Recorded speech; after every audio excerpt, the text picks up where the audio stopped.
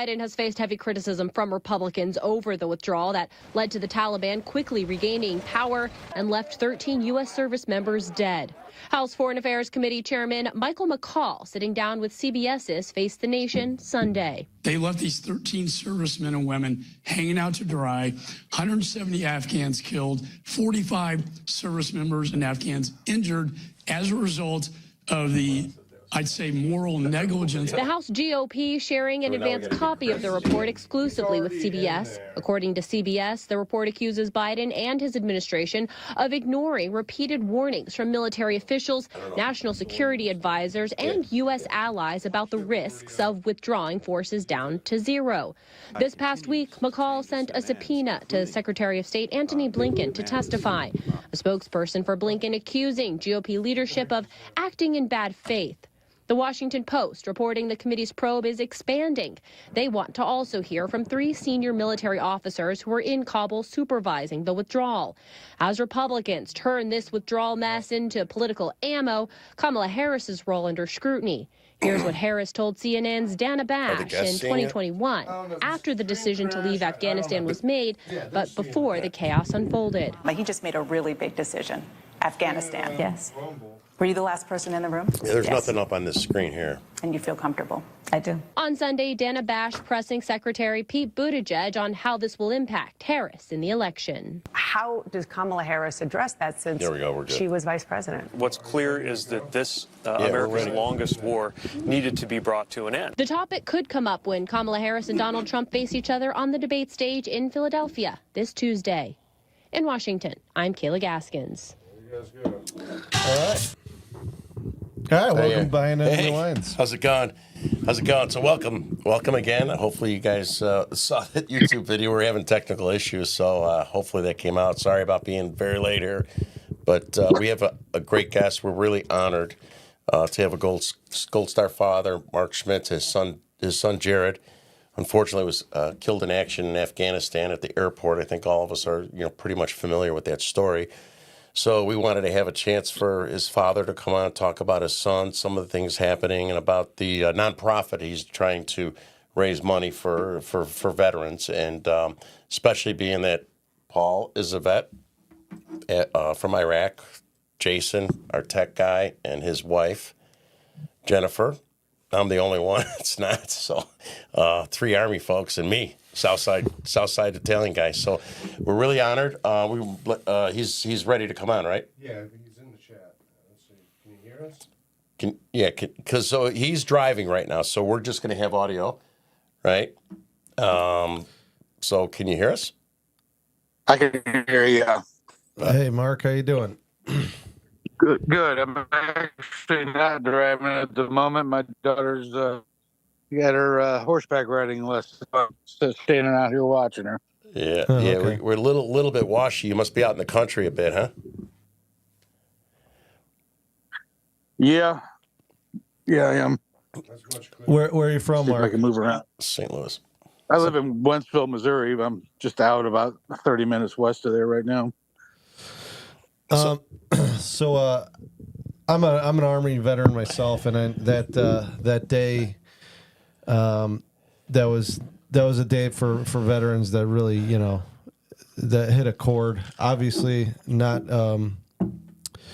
as sensitive as you, but can you just give us the story of that day for people who don't remember, who don't know the details, and maybe from your perspective what happened? Give us kind of a high level overview of that day, and obviously the grief that your family's gone through.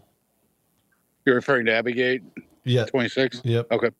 I Jason. talked to my son the day before that. He had been on the Abbey Gate since he arrived in Kabul. He told me that once he got off of his break, he was going to be sent out to the airstrip. And so when I followed the news, watched it all day, I'm on the road a lot. I'd been watching the news when it all happened live. And when they said there was an explosion, of course, my heart sunk, and concerned about his battle buddies and everything else that are over there. And then the casualty reports started slowly trickling in, and the numbers started to rise. And, in the back of my mind, I thought Jared was safe because he was on the airstrip, but, my heart was breaking for these these poor kids that were just left out there, to deal with the impossible. Final tally was 13, of course, and 45 catastrophically wounded. 170 plus Afghans lost their lives, and countless injured on their side as well. It was that later that evening, I guess that would be the 27th at around 2:40 in the morning. There's a faint knock on the door, and that's when I found out that Jared was one of the 13, unfortunately. Was this, as far as because we see so many things on the news, right? And have you been able to find out if this was preventable in some outside of the debacle and how he planned it and stuff with the intelligence? And I mean, was this at all preventable as far as what you understand, at least what they shared with you to this date? It absolutely was preventable. More and more information is slowly coming out. The State Department is, obviously Biden first and foremost. Biden and Harris are number one, tip of the iceberg. They're the ones that made these decisions. But State Department is majorly at fault here. They should have started the NEO far, far earlier than what they did. In fact, they should have started it back in July with the withdrawal. We actually have been gathering intelligence from many, many very useful back channel sources in D.C., including McCall's office, and their failure to move quickly is the end result of what we've got. And Wilson, for example, he took off out of town and left all his people behind. That guy's a freaking coward. And then, let's see, you've got Blinken and Sullivan that are certainly culpable. Blinken's refusing to testify currently in front of the House Foreign Affairs Committee. They've already issued a subpoena. He's ignoring that subpoena, and I believe as of tomorrow, they're going to issue a contempt of Congress on him. Awesome. And good. That's a big deal. So,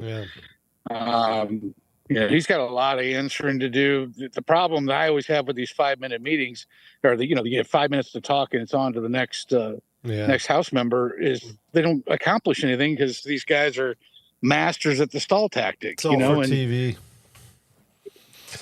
So Mark, they need to pull these guys in and have. Yeah. Go ahead. I was just going to ask. I wanted to back up for a minute. I think most importantly here, why don't you tell us about Jared? What kind of man was he, and what motivated him to serve his country with honor as he did? Well, it's funny. Now that I've gotten to know the other 13 families and their kids and their stories, it seems to be a pretty common denominator.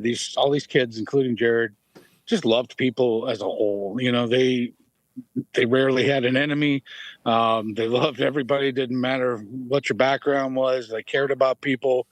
And so becoming Marines and our one Army and one Navy, going into the service the way they all did, gave them the opportunity to care for people on the biggest of, the largest of scales. Mm-hmm. And Jared was a kid that would always put a stop to bullying at school, even if it had nothing to do with him.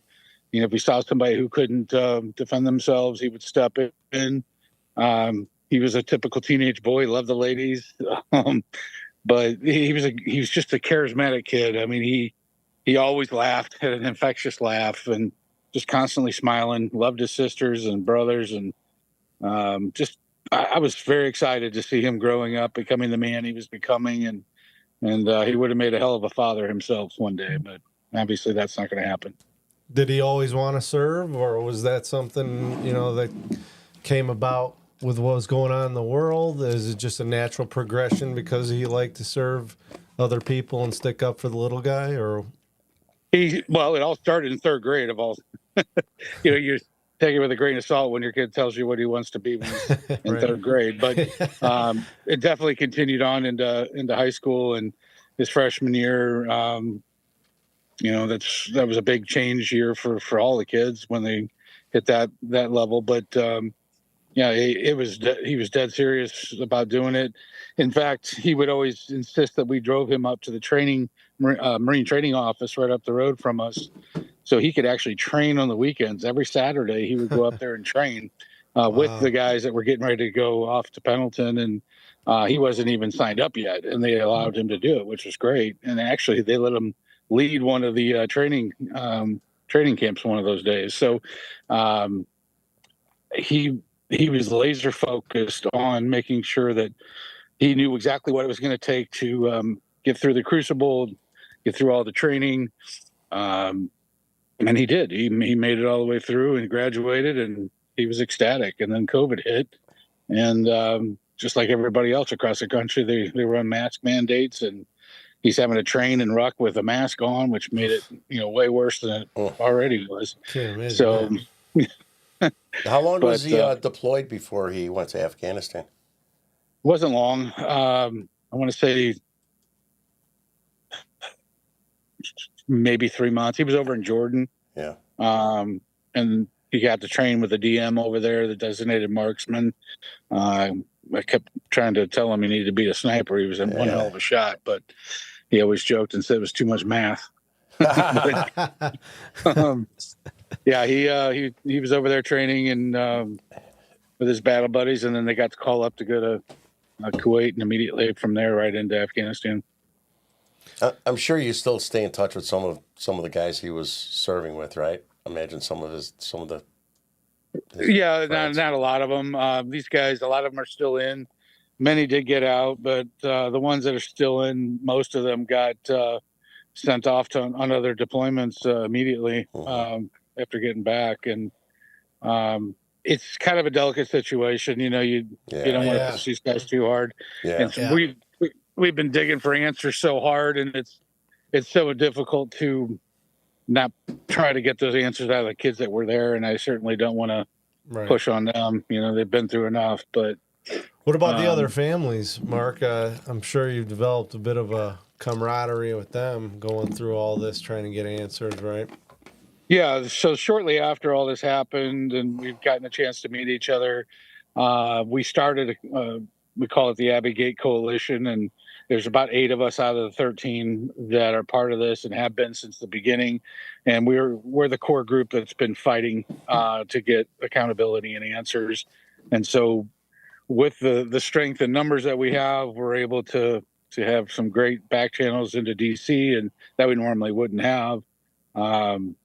And we've all bonded. We're definitely a family unit now, and it's great. We operate as one, total mutual respect for each other. And when one person's not available, everybody feels confident that anyone in the group can answer a question for an outsider that they may have. So, it's almost like we've cloned ourselves 8 times, and it's strength in numbers. Which politician, which we should give credit, who's helping you the most? Because we got so many loser politicians. Which are the ones to give them credit that are helping you the most? Who's the least swampy of the people? Yeah. So Daryl Ice out of California has been a huge help. Mast and Mills and Waltz have also been huge. Those guys are definitely in our corner. And then, of course, McCall has been a huge asset to us. We just got to have dinner with him the other night when we were out there to get the Congressional Gold Medal for our kids. Oh, that's good. Do you sense any, I know you don't interact with them much, but any friction from the left when they see you or your group come in, or do they give you the same respect that you should get and deserve from the other side, or can you tell there's no difference between them and our side? As far as politicians go, it's a lot of fakeness. Yeah. It's total fakeness. They would never have the kahunas to say anything to our face, I don't think. Maybe a few would, but it's all fake. I mean, I'm so sorry for your loss. But yet tomorrow in your committee hearing, you're going to give a guy a softball question instead of actually trying to get to the truth of the matter. Yeah. And they spent 1.5 years having total control of the House and Senate, and the Democrats did nothing. I'm like, since when is this a partisan issue, for crying out loud? So it was very clear from the get-go that they were covering for the Biden-Harris administration and not caring about our kids. Well, I really appreciated your testimony where you were talking about when he was looking at his watch in Dover, and you were like, I I kept looking over thinking like, I'll tell you what time it is. It's 2:30, a-hole. And I was like, that was a pretty great moment. But what, so through this whole process, I mean, obviously you were frustrated with his leadership throughout the whole thing and neglect. I mean, do you think that, I mean, Donald Trump mentioned how this is probably the worst moment for our country. What do you think a president or a leader should have done in this situation, just all across the board?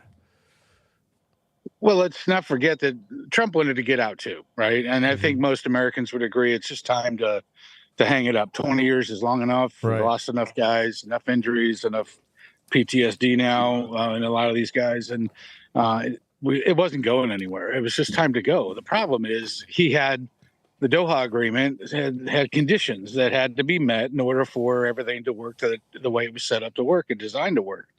And this is the problem I have with the Biden administration is they want to sit here and pipe through the news networks that they had no choice. This is an inherited problem, and there's nothing they could do about it, which is a bold-faced lie. I mean, I think there was one of the 7 conditions that were being met. The other 6 were not.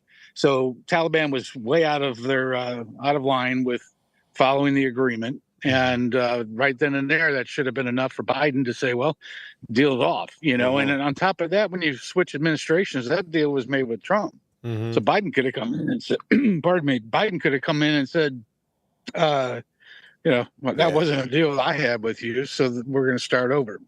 Yeah. Excuse me, I think I swallowed a bug. So when you go ahead, I'm sorry. No, it's okay.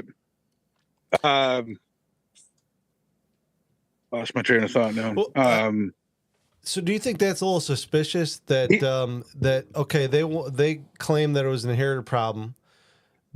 However, they were holding the keys to the deal, and the Taliban wasn't, you know, meeting 6 of the 7 requirements, and then they rushed things and left $80 billion worth of military equipment. Something doesn't add up here. Like, we didn't have to get out. They weren't meeting the deal. The deal was meet the 7 and we get out. And so right, something or at least suspicious more there, right? Yeah, they sorry, I had to give my daughter a drink. What Biden did was 100% political. I mean, he started off with a 9/11 withdrawal date, which is absolutely absurd. That's nothing more than a photo opportunity. Then he moved it to August 31st. But again, he didn't have a plan in place to back that up. So the whole thing was screwed from the get-go. And let's not forget Bagram. I mean, that was the pivotal turning point that ruined the rest for everything. I mean, we gave up a secured Air Force base, a very large base, that also gave us strategic position in the Middle East with China, with Russia, and the other Middle Eastern countries around there. He literally just gives it up. And the 5,000 prisoners that were in there, now they're let loose. I mean, it was a mess from the get-go. Biden had zero plan.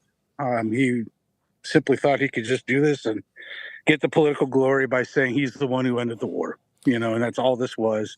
And unfortunately, ends up catastrophically injuring 45, killing 13, and now has led to much bigger things with everything else going on in the Middle East right now. As a father of I have twins, boy-girl twins. They're 18 years old, and I couldn't imagine going through what you did. And I give you a lot of credit. I mean, you actually saw Biden looking at his watch as if, I mean, you saw that live, or was that something you saw later? And oh no, I was right there. He was across the tarmac from us. So the press was on the one side of the bus, and for privacy reasons, they parked this huge charter bus in between the families and the press. So the press were looking at the same thing we were looking at. And I watched, it was either 4 or 5 of the first caskets coming off the boxes. He would look down at his watch every single time. I leaned into my ex-wife's ear, and that's when I said, "You want to know what time it is?" And I explained that quote in my speech. And I turned to my CACO officer and I said, "Well, help me God if he does it again." And then on that last one, he did it again. He grabs me by the shoulder and he points up to the back, and they had Secret Service snipers in the towers over there. He's like, they'll do it. Yeah. They'll go run across the tarmac because they will shoot you. You know, that's one reason I asked you that, right? As a father and stuff, and I give you respect but it wasn't me in that situation with the emotion, all these different emotions going through you, and seeing that fucker looking at the watch as if, you know, with your children are just passing through. He's a piece of shit, and if I give you respect for. You know, it's like being at a trial and you got the murderer sitting there in the courtroom, right? I'm not saying that, but listen, leftists, I'm not saying Biden murdered these young men, but it's the same thing, knowing that your sons, your children could have been alive if this piece of shit would have done what he was supposed to do. Well, one of the sisters, I believe it was Darren, no, I think it was Riley's sister. I don't know who it was. I didn't know her at the time, but she yelled out, "I hope you burn in hell" at the very end there. Oh, good. And he heard it. Good. Yeah, she screamed it. And then from what I've been hearing from accounts, he said, "Is there something I did wrong to somebody in his party over there?" And it's, you got to be kidding me. This guy is so clueless. He had no idea that his behavior on the tarmac just now was clearly unacceptable, and he's been paying the price ever since. And I've been hearing all kinds of excuses. He was checking his rosary. I'm like, I'm Catholic. I've seen that. Don't bring God into this. I've seen the pictures. I've seen the video. It's obvious. It's very clear. It's undeniable that he was checking his watch. He put a Trump hat on the other day, for God's sakes. Did you see that?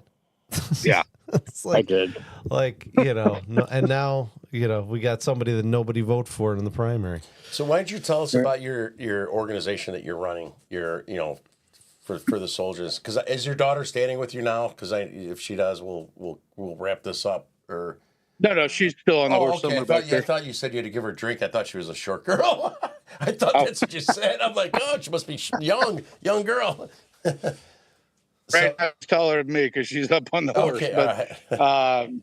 No, when we were faced with this, you basically have a choice to make. You can either, bury your head in the sand and be depressed and pissed off the rest of your life. You can shrug your shoulders and move on, or you can try to turn a tragedy into a positive, and that's what we decided to do.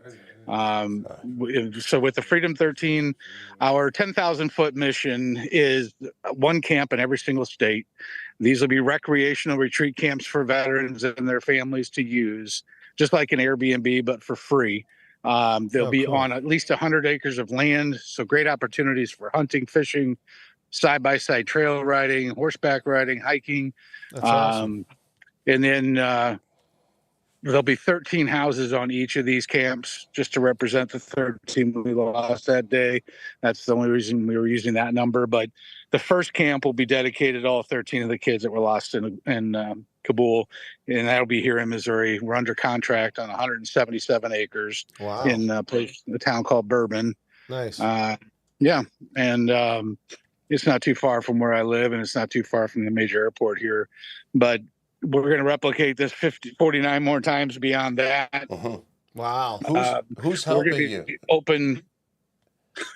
I'm doing this solo right now. I do have a new brand manager, and he's a freaking workhorse. His name's Greg, and he's actually a retired Army and Marine.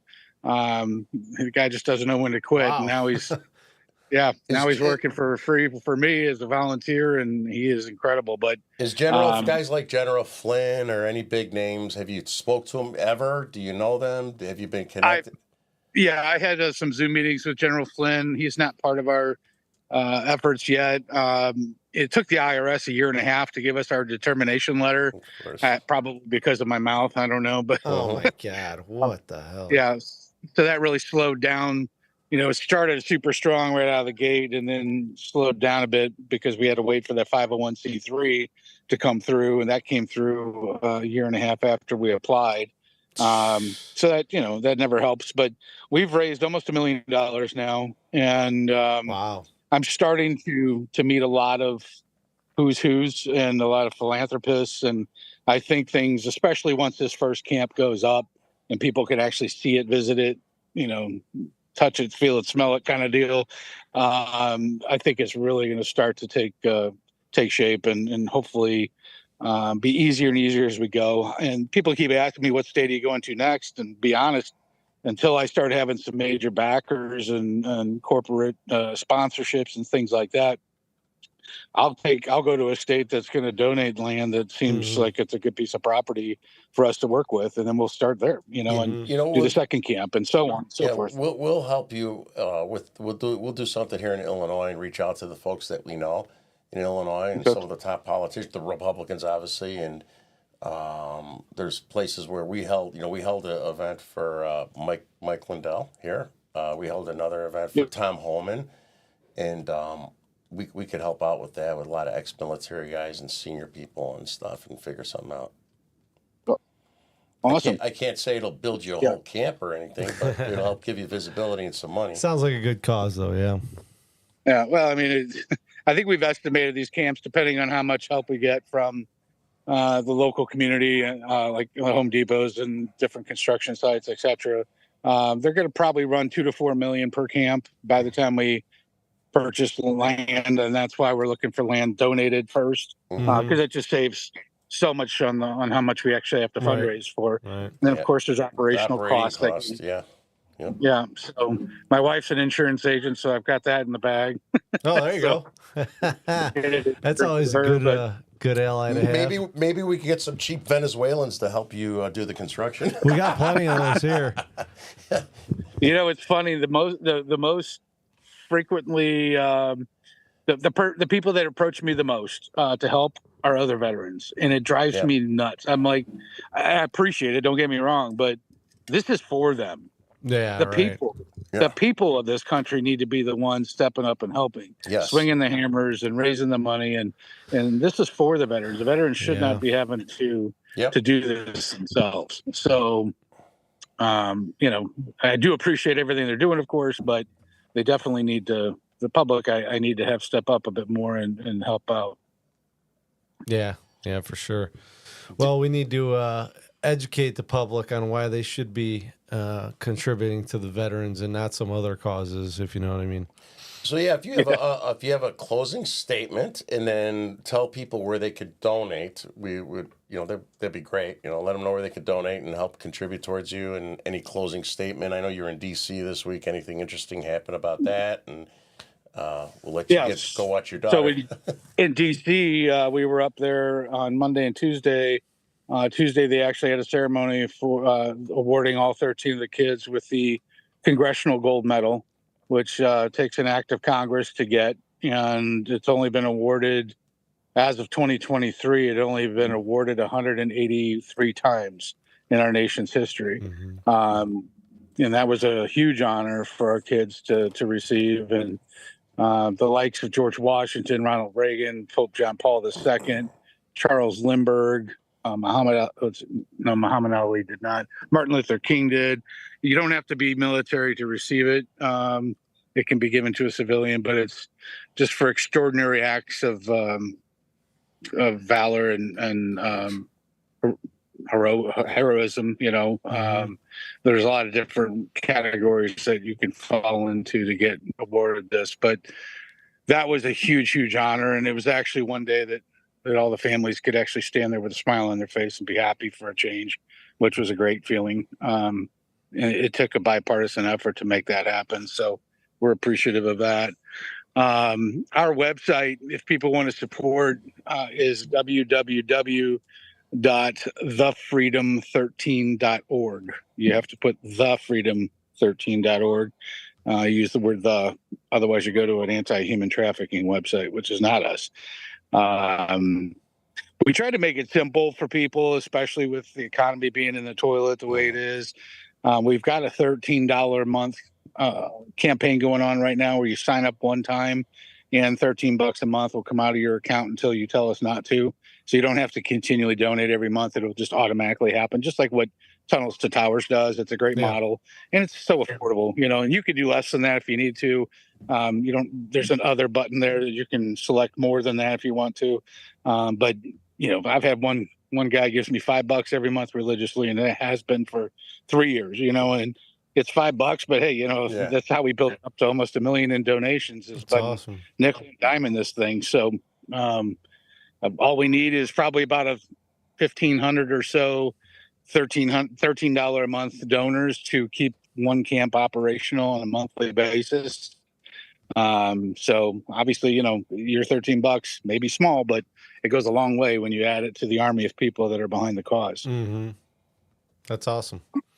Well, thank you for your time. I know you probably did this story a million times. It's got to be hard, but we appreciate, the sacrifice that your son made, your family, and what you're trying to do going forward. I know it's got to be hard. I can't, I look at my son and thinking about you coming on the show and he was down there before. I'm like, holy shit, I don't know what I would do. So I respect you greatly for that. Yeah, absolutely. Thanks a lot. I served with Marines in Iraq and feel a special bond with them. And so I appreciate the sacrifice that Jared made and, of course, that you had made as well, giving your son up to the country to serve. So we really appreciate it. Appreciate the work you continue to do and stay in the fight. Thank you. Welcome. Thanks. Welcome home to you, sir. Thank you. Thank you. Bye-bye. Take care. All right. Thank you. Well, he's got a lot of work ahead. I hope we get people from the country that are willing to help so we don't have to have the military guys out there, guys like me that didn't go out and sacrifice and fight and people having to donate their money. So we should try to, we've got a good network here and try to do something to, I know, Illinois is not a good state to raise money for anything. Right. Politicians. Right. Yeah. But we could try to raise some money for them as well as create visibility and awareness that might help. And I think that's, so I think what we can do now is maybe go shift a little bit more to the lighter side. And everyone knows that we have a October 17th Lincoln Trump dinner coming up. And we have some really cool co-host, Tana Goritz. Anti-rhino. Yes, dinner. it's an anti-rhino grassroots fest. So if you're a rhino, don't show up because you're going to cry. You're going to whine. You're going to cry. But we will have some rhino spies there. So anyway, Tana Goritz. So she was... Who cares?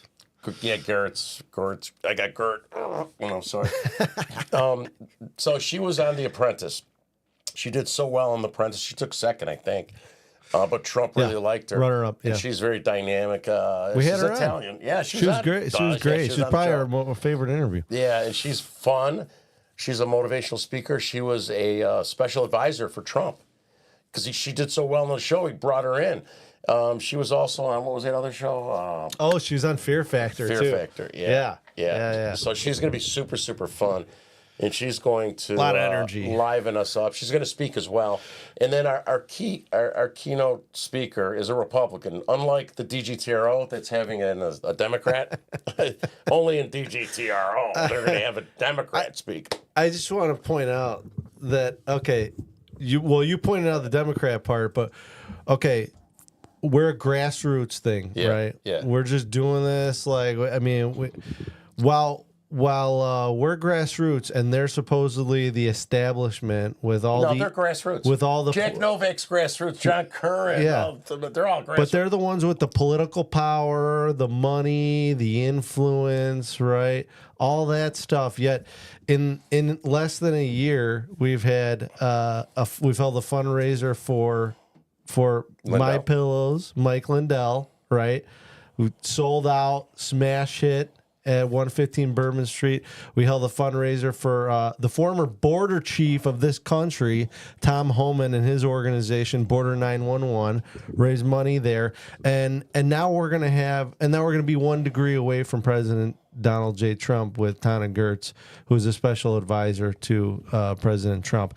And again, to Terry's point, they're the establishment, the party is having a Democrat speak at their event on the same night. Let's talk about this more, but let's show our little commercial first, then I'll transition. We can, a couple days. Yeah, we need to. Let's talk it through. Let's talk it through. Let's see what we got. Hello, fellow Republicans from the once great state of Illinois. I am so honored to hear that the grassroots are going to host an honorary dinner for myself and my good friend Donnie. We're very excited. Very, very excited. And matter of fact, we have 2 incredible guest speakers. Chris Adamo, Rules for Defeating Radical. Chris wrote a book specifically for those from the state of Illinois in the heart of Saul Alinsky. Saul Alinsky tactics are being used to destroy the Republicans of the state of Illinois. More importantly, Chris is going to talk to you about the dangers of allowing rhinos within your rank. The dangers of rhinos within your ranks, and we have to weed them out. We have to hunt them down. We have to replace them with true conservatives. So I want to introduce Tana Gortz. Tana was a big-time Apprentice star. She shocked the country of her excitement, her energy, her passion, so much that Donald Trump made her a special advisor for his campaign. So Tana is going to co-host with Terry Newsom, and we're going to have other great local speakers from the state of Illinois that are not rhinos. No rhinos allowed. So enjoy Tana's little intro, and then we will look forward to seeing you October 17th. October 17th. Thank you. Hi, it's Tana Gertz, former senior advisor for our great president, Donald Trump, and I'm excited to join the stage with freedom fighters like Terry Newsom for a Lincoln Trump dinner on October 17th in Darien, Illinois. I'll give the cliff notes of my popular presentation, The Business of Politics, where I share exactly what happened within the political persecution of our great president right within our own party. So please don't attend if you're a snowflake or easily offended or triggered. We want grassroots activists, people who are passionate about this country, people that are willing to step up for our children, and we want to make a difference. So I hope you'll join us. I can't wait to meet you there. It's going to be a great event. So once again, stay home if you're a rhino or if you're easily offended. Have a great day. See you there.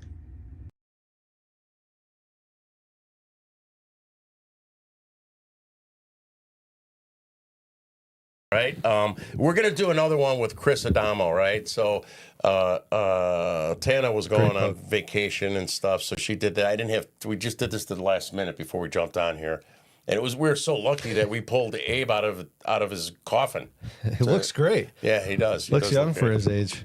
So let me make some statements, and then Paul will jump in. So we got our event going on, Grassroots. We purposely, very clear, we did it the same night as DG's Heroes because they are rhinoceros slugs, and everyone knows the history. We've talked about it over and over and over and over again.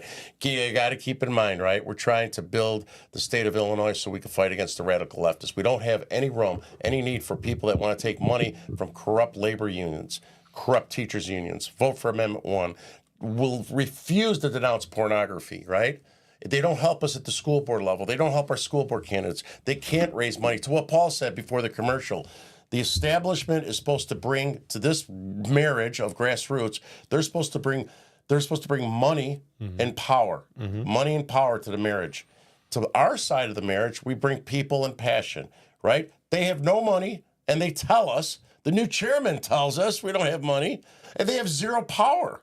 No power, but they do seem to find power when it comes to going after grassroots people and trying to attack our own people and tell us we can't say something that might offend them by calling them rhinos, but they'll go after our people. On our side, we've got the people and passion, and we bring that to this marriage. We have that. We're here in the wings waiting, and they keep screwing up over and over and over again. So we're going to have a fun night. We're going to have two really cool speakers. We're going to have Larry Bettig, who started the Warriors. He's going to talk about his success. Chrissy from Will County, talk about her success and get rid of that rhino Ozinga, right? Who else we got speaking? We're going to have Delmar.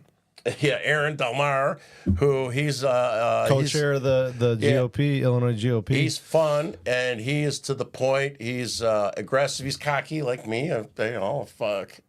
So he's going to be fun. And then we have Dean White, Dr. Dean White. Republican National Committeeman for Illinois. Very nice guy. I think he's too nice. Dean, if you're and watching Central this, Committeeman. I think you're too nice, right? You got to stomp on these bastards, right? But anyway, Dean's going to be there. I don't think Dean White is going to turn into Donald Trump, if that's what you... Yeah, that's what you got me for, buddy. Yeah, exactly. And then, to top it off, we have Brian Strauckas, the chief of police of Oak Brook, Illinois. And he's going to talk about all the crimes and stuff that are being done within Oak Brook Mall. He's a great guy, great, great supporter. It's going to be exciting to hear him because, you know, we keep hearing about what's going on in Chicago, this and that. They're in our backyards. And we need people that are going to stand up and defend. We need politicians to talk about, no, porn's not good. Transgenders aren't good. You know, forcing them down our throats. You want to be a transgender and do it to yourself, who gives a shit? And they need to speak out about the illegal immigration. And that doesn't happen with these rhinos, right? So we're going to have a fun, exciting, informative night. And again, if you're a rhino, don't come because you're going to be like a little whiny bitch crying because we're going to talk about the dangers of the Democrats, rules for defeating radicals, Saul Alinsky tactics they're applying. We're in the epicenter of the whole United States. And then the biggest threat to us and our future, our success, are the rhinos. We got to weed out the rhinos because they keep dragging us down. Even the very same ones that are supposed to be the leaders, the money, the power, they got none of that shit. So why is the tail wagging the dog, right? Go ahead, Paul. Yeah, I mean, look, we've talked about it endlessly, but you mentioned the power there. The issue is they don't have any power politically within the state, right? They're handcuffed. They're siloed by the Democrat Party because, you know, the Democrat Party through the 40 years of Michael Madigan control pretty much established a uniparty in Illinois, and the Republicans, from a political power standpoint, they're only allowed to do what the Democrats will allow them to do. You know, the House, the Senate, and the governorship all controlled by Democrats. In both houses of Congress, the Democrats have more than half control, right? What does that mean for another political ideology? There's no way that they can get any policy through the door, right? And so the only way they can exercise political power is within their own party, which is what we've seen done and which what they did to me and some other people. And that's why we went the grassroots direction. And Terry and I and a lot of the grassroots have had success because the Republicans in Illinois are hypocrites. They want to say that they're Republicans, they want to say that they're conservative, but they can't govern that way, and they can't openly say or challenge the Democrats in any way because they don't have the political power to do so. And so in terms of keep going, you know, political power, they're irrelevant. They're irrelevant, and that's why you're seeing some grassroots success. And one of the things that they don't understand and they can't embrace is the fact that the National Republican Party has become a populist party, right? And I love this definition by Google. Populism is a range of political stances that emphasize the idea of the people and often juxtapose this group with the elite. It's frequently associated with anti-establishment and anti-political sentiment. The Illinois Republican Party doesn't understand that the Republican Party is now the working class party. Terry, you came from the Democrat Party, right? What was the Democratic Party used to be? It used to be the party of the working man. Yes. Okay, the Republican Party is now that party, and the thing that we go to these, our leaders aren't working men. No, and we what do we meet with these party, you know, influencers or people in the party, and constantly Terry and I are told, look, all right, yeah, you're doing great work, blah blah blah. We need to all come together, kumbaya. And the issue that I have with that is not that we don't need a coalition and that we don't need to bring everybody together, because that's the only way that you create a political movement. The issue that I have is the people that used to run things want to continue to run things and do it their way, and then they want to tell the grassroots, who are the people that are doing the influencing, that are actually speaking out against the porn in the schools, the economic disaster in Illinois, the crime in Illinois, the immigration problem in Illinois, the corruption issue a la Mike Madigan in Illinois. The people that are actually doing the brave and courageous work and go out and speak out against this are not going to be involved in the future of the party, in the process to move forward, in the platform, in the politics. Yeah, sorry. That dog ain't gonna hunt. Okay. So let's shoot. Can you throw that up there? All right, guys. Everyone knows I like to goof around, right? So the same night as our very cool grassroots Lincoln Trump dinner, the DGTRO guys are having their dinner down the block, right? The Reagan dinner. I made this sarcastic meme. What does this meme represent? The rhinos, right? They're having a party. They got the little party hat up there. I use pride colors. What do the pride colors represent? The pride colors represent John Curran. John Curran, who takes money from the Illinois teachers unions. John Curran, who I asked him, would you please say porn doesn't belong in our daughter's school? When I didn't know he was taking money from these unions. So they're going to hit, he's a rhino. He took rhino for the money from the labor unions. And then to top it off, they got a really nice guy, does a really good guy that we know we're friends. I know he's whining like a bitch because I'm calling out. He was a registered Democrat. He still is. Supposedly he votes our side. But you would think that for celebrating and honoring Reagan, you would have a hardcore conservative up there, right? So I made this to make fun of them. And then, so Kathy Salvi, actually, our new grassroots, right? Our new grassroots chairman. Ooh, we're grassroots, right? So Kathy Salvi committed to us, sent us her headshots. We all had it. We're putting out our flyers. Then the slugs from the DGTRO, Curran, Bolts, Mendricks, Jack Novak, they reached out to her and they said, oh, Kathy, you can't be on stage with that ex-felon. The establishment. Yeah, the guy who's coming after us and all this stuff. So Kathy Salvi, who already committed, we're sending out our flyer, didn't have the courage to call me. She had some jamoke that I didn't even know send me a text and said, oh, sorry, there's a conflict. Kathy has to travel that day. I knew exactly what was up and I confirmed it. They're so stupid, both of them, right?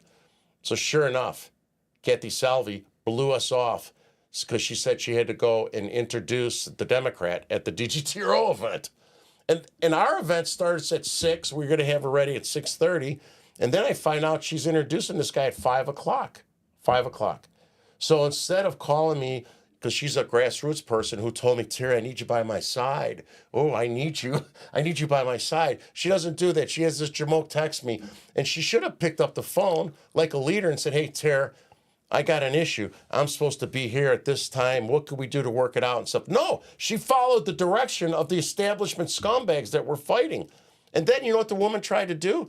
Well, Tara, did you know that this was the same night as another event? I'm like, yeah, I did it on purpose. Well, that's why I screwed up. That's why I made the mistake. I said, no, it's not why you made the mistake. You weren't honest and said, I'm already booked. I'm committed to another organizational event that night. But no, she did. She stuck it up our ass and blew us off. She blew off the grassroots. Then she later did a 180, right? I said, this is not going to bode well for the grassroots folks. We have a pretty good community. So she goes, oh, I could make it work out. I'll be there, after I introduce this Democrat. He speaks for an hour. I'm like, okay, we should have done that in the first place. I would have had no issues, and I understand, totally understand, but you didn't tell me and you blew me off. So she's going to come. I'm like, okay, great. So I pushed this little thing up to make fun of DGTRO, who's still going around telling everyone not to be on our stage with the grassroots because of what I did 35 years ago. Because we are fighting it, not just because of me, because of all of us are fighting. Because all of them are fighting against us. We're fighting against them. We're trying to, expose them. So she sends me a text. I guess she thought she obviously didn't have enough wherewithal. She sent me an ultimatum and a text message. I got all this I could show to you guys. If you don't remove this post by noon, I am withdrawing a participation in your event. I said, no problem. I pulled you off the agenda. Which I did. I pulled her off the agenda. Honestly, we were doing her a favor by letting her stay. I was getting so much pushback. She got pushback from their side. I got pushback. People are saying that I was a turncoat, letting her come to the event. I was trying to give her the benefit of the doubt, right? So let's forget about that. Let's move forward. Jim Karras is running for Congress in Lake County. Jim Karras supports abortion. Is anti-Trump and against semi-automatic weapons. So what is she doing? She's trying to help him win. I get that. That's part of her job. She's hosting an event at her house. This is the real big rub. At her house, guess who's going to help her with the event? Don Tracy and that other guy, Vince Colburn from Wisconsin. Two of the rhinos that we just went through a battle to make sure they didn't to get rid of Tracy and get rid of these guys. So she's giving the grassroots a big F you. I don't care what you guys think. You think she would be a little bit more sensitive and caring and not try to be controversial with respect to the establishment, everything we've been fighting for so long, right? There's one more thing, too. And you saw Tom DeVore's post, and I was told by someone else, they're not supposed to get involved in the primaries, right? Well, guess what? Go back and look at Tom DeVore's post. Oh, well, we still have that in place. Unfortunately, it's going to be there for the next election cycle, which means they're going to get involved with the scraps and the pennies of change that they have and use it to fight against us instead of the Democrats to try to keep their establishment supporting rhinos and keep the grassroots out. So you know what? It's time to make some changes already. Well, Sorry. that's short-sighted. So why don't you do the closing statement and we're done. That's short-sighted. I mean... Go ahead and spend the money on us. We don't have to do anything, and we get the big names. So, you know, you spend all your money, and you don't have a media presence, and you know what? You'll just die away. You like dead wood, and we'll step in your place. They do have an email. Yeah. I'm talking about the party. I mean, I think email blast. You mentioned that she gave you an ultimatum. Like I would suggest, I think I saw that the Democrats out earned the Republicans by like $30 million in Illinois. So, my message to the establishment, and this is people who have power and a lot of money and do have legitimate money, but the party doesn't. And the party doesn't have any backing. You don't have Republicans actually voting for Republicans in Illinois.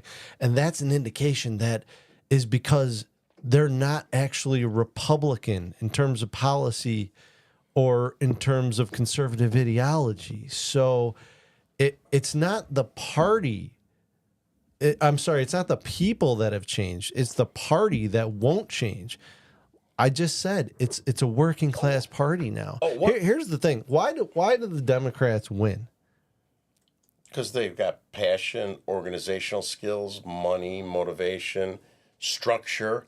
People get involved. They know if they're going to get involved, they're going to have people that are going to back them. If I compromise my job, my family to go fight, to run as a Democrat, sure, they know they're going to have the backing to support the infrastructure, the people to support them. We got these jamokes for the last decade that keep getting eaten away like a fast-moving cancer. All those things are true, but the biggest reason was because they politicized the little guy. Compassion. They were the compassionate party who stuck up for the little guy, who stuck up for the working man. That's over. The Democrats are now the party of the political elite, the party of the corporatists, the party of the billionaires, high finance, big tech. Okay? The Republicans are now the working class party. Donald Trump did that. I'm agnostic about the Donald Trump aspect of it. The reality, Illinois Republicans, that you need to wake up to is that you are now the party of David versus Goliath. Everybody loves the David and Goliath story. Everybody loves the underdog story. It's a political layup, okay? It's a political layup. You have low-hanging fruit everywhere to attack the Democrats with. Corruption, the economy, crime, porn, and sexualization of children in the illegal schools. Venezuelans. Immigrants taking everybody's jobs and raising the taxes in Illinois, the pension problem, it's everywhere. You can't say anything right now as the existing party because you have no power. Furthermore, you have no money. Why? Nobody's going to invest in a product that can't be bought. It sits on the shelf and rots.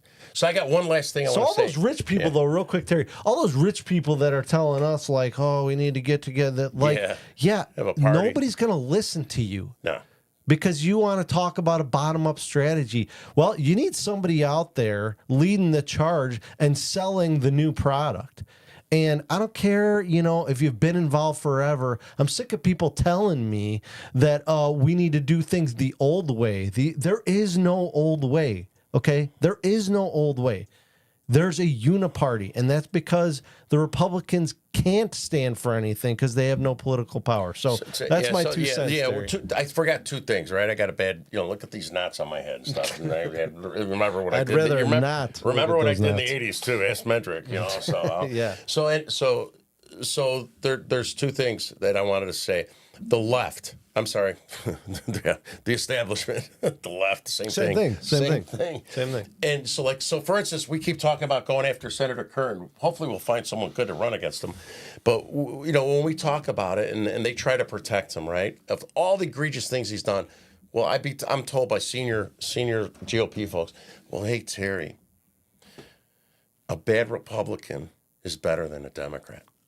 And I'm like, that's not what I'm saying. No. I'm not saying we want a Democrat. What I'm saying is extract the cancer, run somebody in a primary, and get a conservative. Don't take a backstabbing son of a bitch who takes money from all the dirty unions and then votes with them. Oh, and by the way, nobody runs against them, right? Don't have a guy that betrays his own child, betrays our child, my children, us as the leader of the Senate minority, and take money from teachers union and refuses to say pornography doesn't belong in his daughter's school, right? That now the second thing, the last thing I wanted to say, everyone saw what Adam Kinzinger's doing, right? And I don't know if any of you saw when I was with Ben at the DNC and he confronted Kinzinger, hey, you're going to become a Democrat now, and he was challenging the Illinois GOP and us. He's saying, he told Ben, get out of here because you guys can't get rid of me, which is a challenge. He's part of the Illinois Republican Party. I'm not saying we think you could, so I don't want to hear you rhinos say, well, we can't get rid of him. He's not in office. That's not what I'm saying.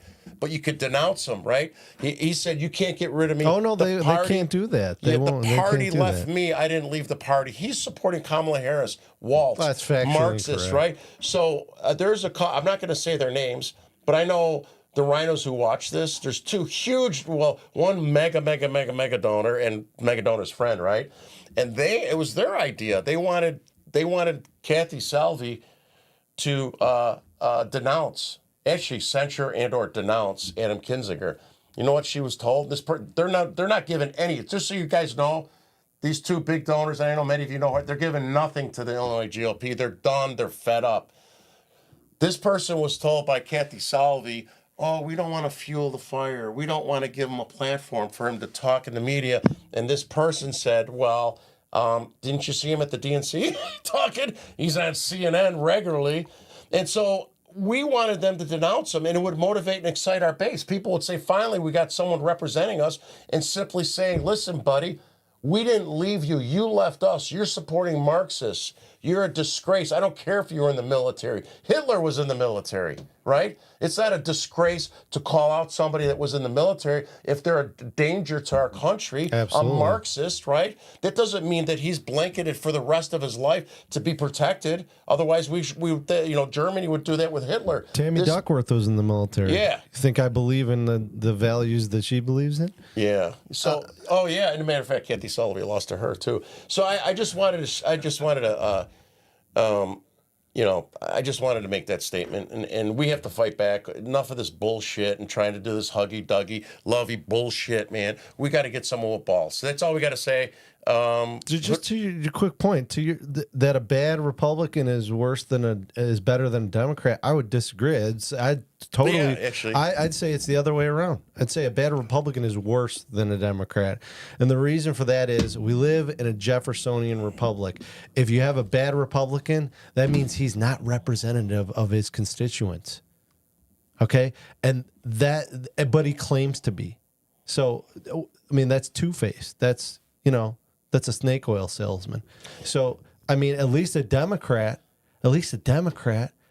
in this state represents what their constituents want. Now, we all think that's crazy and insane leftist communist policy, and it is, and you could point to legislation that outlines it, but at least they represent the interests of their constituents. A bad Republican would be somebody who doesn't represent the interests of their constituents. And again, is not looking out for the little guy, because, I mean, from a political representation standpoint, the little guy is any Republican in Illinois.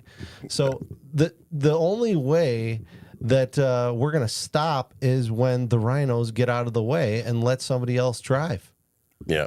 So, guys, next Thursday, and name escapes me, as you guys know, I got a badass memory. It's awful. So we have a ATF agent that wrote a book, and he did undercover stuff, man, 30 years of flying, like, jets that were supposed to be, like, drug jets back and forth to Colombia. And it's pretty cool. So he's going to be on the show. We'll put the information out again. I can't remember his name. I'm sorry. It's all right. I mean, we Talk to you always guys have later. awesome guests. Yeah, we'll Take see care, you. everybody. Bye.